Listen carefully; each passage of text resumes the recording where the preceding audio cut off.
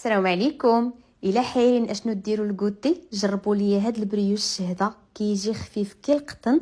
واللي ضاقوا عندكم غيطلب لكم المقادير حيت فعلا كيجي خفيف ومفشفش ولذيذ بزاف، وليداتكم غادي تخاطفوا عليه. فخليكم مع المقادير وطريقه التحضير. في بول كندير كاس ديال الحليب مع كاس ديال الماء اللي كيكونوا دافيين، سكر سنيده، خميره الخبز وكاس ديال الدقيق. كنخلطوا كلشي مزيان وكنغطيو على الخليط وكنخليوه يرتاح لمده 10 دقائق. من بعد كنضيف الملح، الزيت، بيضه وحده، كنعاودو نخلطوا جميع المكونات مزيان.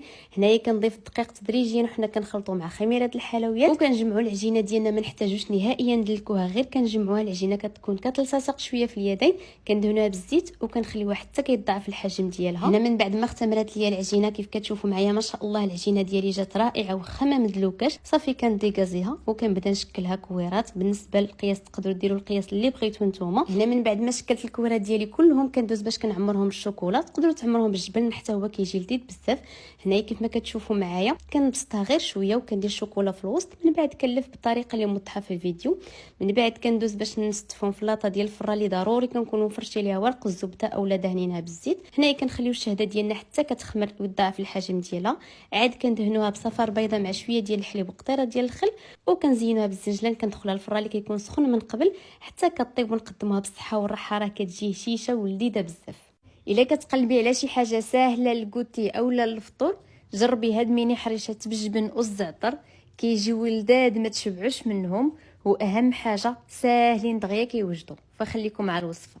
عندي 500 غرام ديال السميده الرقيقه الخاصه بالحرشه، كنزيد معلقه كبيره ديال السكر، كيس خميره الحلويات، الملح، راس معلقه صغيره من خميره الخبز. كنخلطوا النواشف وكنزيد نص كاس ديال الزيت خليط ما بين زيت النباتيه او زيت الزيتون. كنبسبسو مزيان بالشكل اللي كتشوفوا معايا. من بعد كنزيد 2 كيسان لاروب ديال الماء وكنجمعوا الخليط. ما نعجنوش، غير نجمعوه بالشكل اللي كتشوفوا معايا. الخليط كيكون خفيف شويه وكنغطيوه وكنخليوه حتى كيتشرب. هنا عندي 3 المعالق كبار ديال الجبن، زدت عليهم الزعتر وكنخلطهم وكنخليهم على جنب. من بعد ما دازت 5 ديال الدقائق كيكون الخليط ديالي تشرب ولا على هذا الشكل اللي كتشوفوا معايا. كناخذ الكويره على حسب الحجم اللي بغيتو، كندير في وسط منها معلقه صغيره ديال الجبن وكندوزها في سميده رقيقه. من بعد كنديرها في هذا السيركل هذا وكنضغط عليها باش تعطيني داك الحجم هكا مقاد.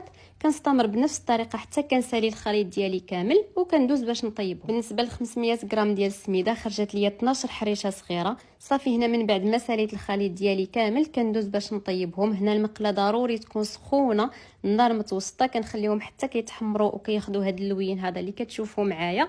من بعد كنقلبهم وكنقدموهم بالصحه والراحه، راه كيجيو لذاذ بزاف.